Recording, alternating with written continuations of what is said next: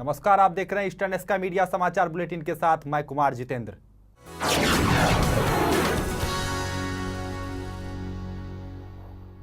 भूटान दौरे के दूसरे दिन प्रधानमंत्री नरेंद्र मोदी ने सोमवार को भूटान की संसद के संयुक्त अधिवेशन को संबोधित किया। नरेंद्र मोदी ने कहा कि भारत भूटान के साथ पनबिजली क्षेत्र में सहयोग बढ़ाना चाहता है, साथ ही वहां के युवाओं को तकनीक में पूरी तरह सक्षम बनाना चाहता है। प्रधानमंत्री ने ग्लोबल वार्मिंग के खिलाफ लड़ाई में भूटान को अहम साथी बताया। साथ ही उन्होंने कहा कि भूटान ऊर्जा का बेहतरीन स्रोत है और भूटान की पनबिजली परियोजनाएं भारत के लिए अहम है। इसी के साथ साथ नरेंद्र मोदी ने ये भी कहा कि हाइड्रो पावर से भारत और भूटान दोनों को लाभ है। भारत मजबूत होगा तो ही वो पड़ोसी देशों की मदद कर सकेगा। नरेंद्र मोदी ने कहा कि आतंकवाद बांटता है जबकि पर्यटन जोड़ने का काम करता है।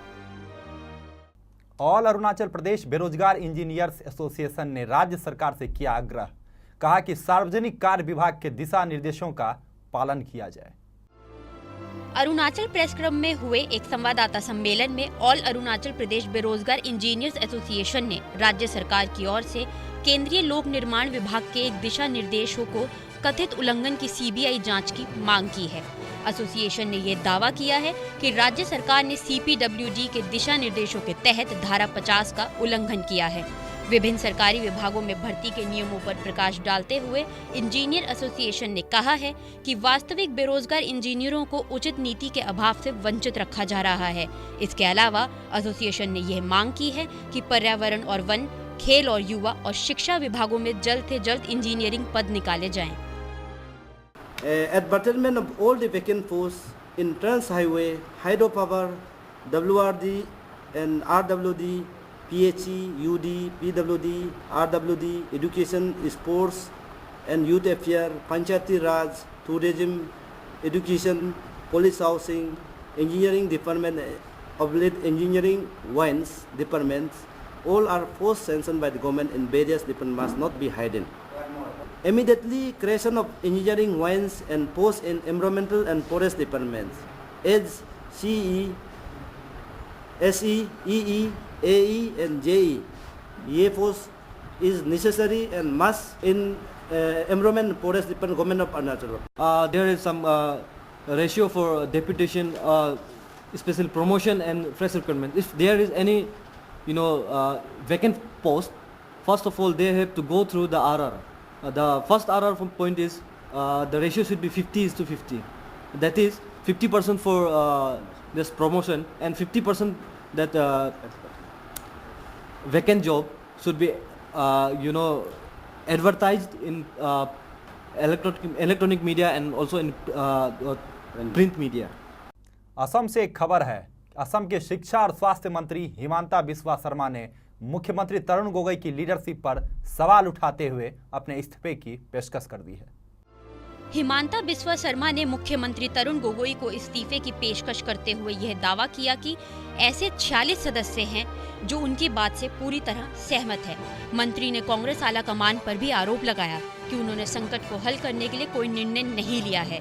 वहीं ये बात अभी तक साफ नहीं हो सकी है कि तरुण गोगोई ने हिमांता बिस्वा शर्मा का इस्तीफा स्वीकार किया है या नहीं। मणिपुर में चोरों के हौसले बुलंद हो गए हैं। मणिपुर के मुख्यमंत्री के घर ही चोरों ने कर डाली चोरी। मणिपुर के मुख्यमंत्री ओकराम इबोबी सिंह के निजी निवास में चोरों ने चोरी कर प्रदेश में कानून व्यवस्था की बखिया उधेड़ दी है। रविवार को घर में चोरी का पता उस समय लगा जब मुख्यमंत्री की पत्नी लानधोनी देवी वहां गई। लानधोनी देवी कांग्रेस की विधायक है। इंडियन बटालियन फोर्स के 30 जवान मुख्यमंत्री के निजी आवास की सुरक्षा के लिए तैनात थे, लेकिन इस घटना के बाद वहां तैनात सभी सुरक्षा कर्मियों को बदल दिया गया है। ऐसे में सवाल ये उठता है कि अगर प्रदेश के मुख्यमंत्री का घर ही सुरक्षित नहीं है तो फिर आम जनता का क्या होगा। अरुणाचल प्रदेश के राज्यपाल ने हाल ही में राष्ट्रीय अकादमी से स्नातक की उपाधि प्राप्त करने वाले 3 छात्रों को सम्मानित किया है। ईटानगर के राजभवन में अरुणाचल प्रदेश के राज्यपाल निर्भय शर्मा ने वायुसेना से कैडेट शिमोन डोक लेंडो, सेना से कैडेट युमलाम जोस और कैडेट हेक कापा को सम्मानित किया।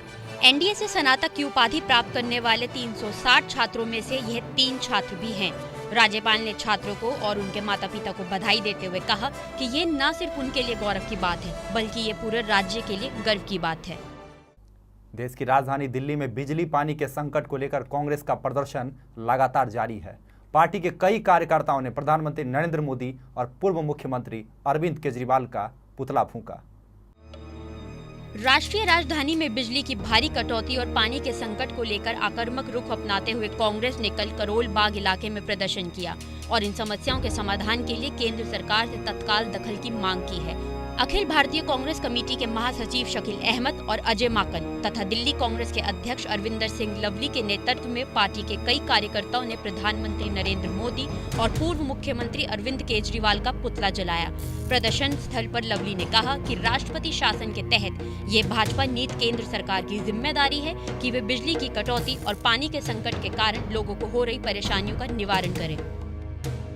हम सीमापुरी में आज धरना किया था, उसके बाद आज यहाँ पटपटगंज में हम कॉलोनी वाइज धरना कर रहे हैं और जब तक दिल्ली के हालात नॉर्मल नहीं होंगे धरने इसी तरीके से जारी हैं। कि आम आदमी पार्टी जो है वो जिम्मेवार इसलिए है कि हमने उनको खत लिखने के बावजूद समर एक्शन प्लान नहीं बना के गए। अगर वो समर एक्शन प्लान बना के जाते तो निश्चित रूप से जो है ये दिक्कत दिल्ली के लोगों को नहीं होती। और बीजेपी के खिलाफ हम इसलिए कर रहे हैं कि पिछले 20 दिनों में ये सरकार हाथ पे हाथ रख के रह रही है। आज हमको इन्होंने वायदा किया कि कल तक ट्रांसमिशन की लाइन चालू हो जाएगी। हमने ये कहा है कि हमको कोई धरने प्रदर्शन करने का शौक नहीं है, हम उस सरकार को जगा रहे हैं जिस सरकार को जगाने के लिए जो है इसलिए जरूरी है कि 20 दिन तक उन्होंने कुछ नहीं किया जब तक हमने धरने प्रदर्शन नहीं किया। कांग्रेस पार्टी दिल्ली में बिजली पानी की बेकाबू स्थिति, विस्फोट स्थिति के खिलाफ ये आंदोलन कर रही है और ये गूंगी बहरी और अंधी सरकार है, इसके कान पे जू नहीं रेंग रही है। इसलिए कांग्रेस पार्टी आज से नेशनल हाईवे बंद कर रही है। आज NH-24 पर अनिल चौधरी के नेतृत्व में प्रोग्राम है और हम अगले 48 घंटे में अगर हालात ठीक नहीं हुए तो प्रधानमंत्री श्री नरेंद्र मोदी का घेराव करेंगे और जब वो भूटान से आएंगे हो सकता है एयरपोर्ट पर उनको घेर लिया जाए। उत्तर प्रदेश में अपराध थमने का नाम नहीं ले रहा है। 2 पुलिसकर्मियों की हत्या के बाद लोग भड़क गए हैं। गृह मंत्री ने कहा स्थिति पर रखे हुए हैं नजर।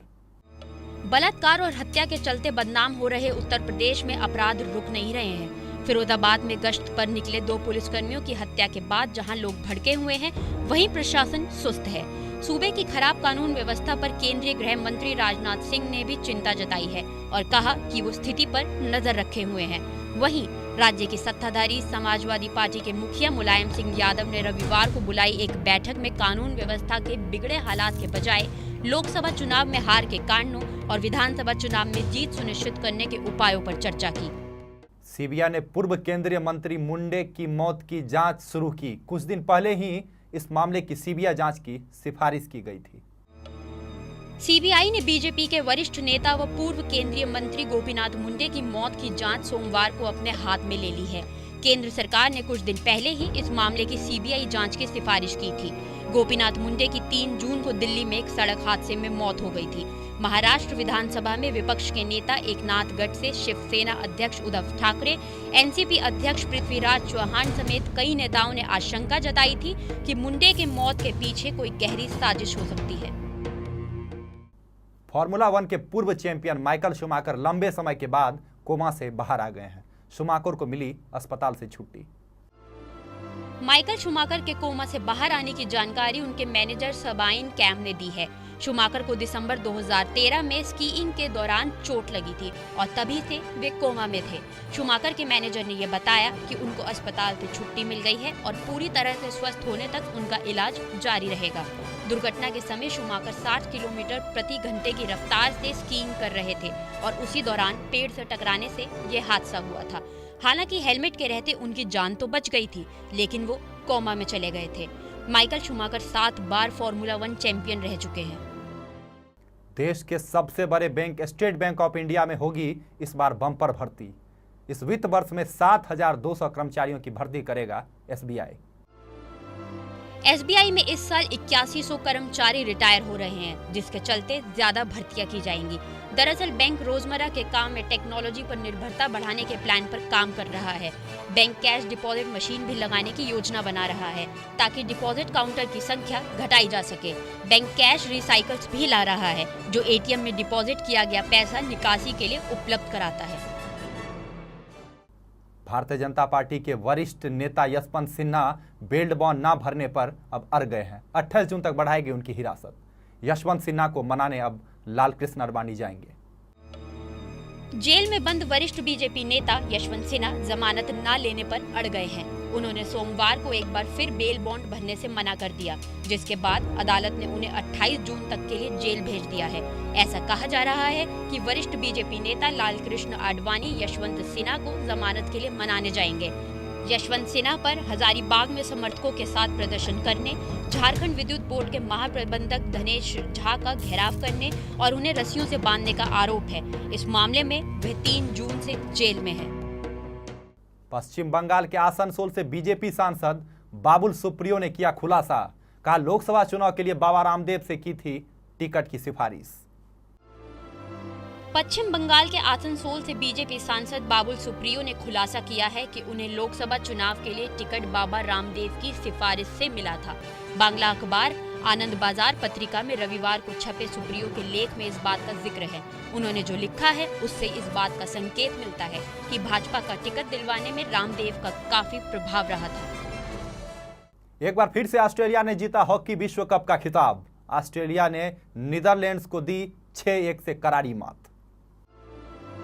क्रिस सिरिएलो के 3 गोलों की बदौलत ऑस्ट्रेलिया ने रविवार को मेजबान नीदरलैंड को 6-1 से करारी मात देकर अपना हॉकी विश्व कप खिताब बरकरार रखा है।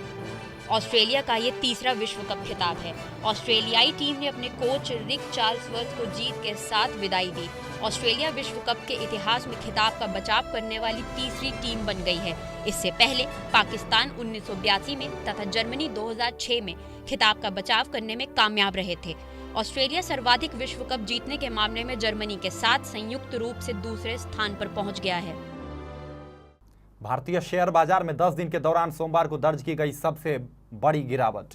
सेंसेक्स 37.67 अंकों की गिरावट के साथ 25,190.48 पर हुआ बंद। सेंसेक्स के साथ बैंकिंग शेयरों में भी गिरावट देखी गई।